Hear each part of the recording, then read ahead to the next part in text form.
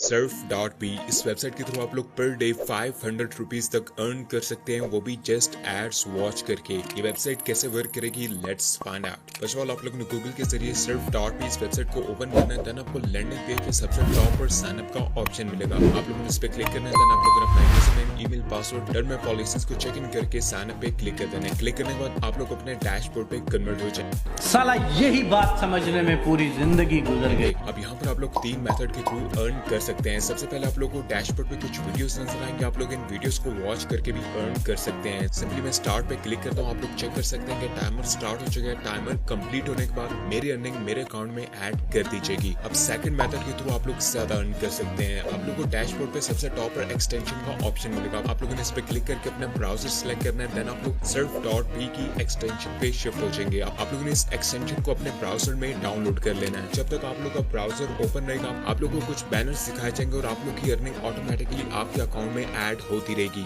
और आप लोग यहाँ से मिनिमम विड्रॉल $0.03 का अपने पेयर और बैंक अकाउंट में ले सकते हैं।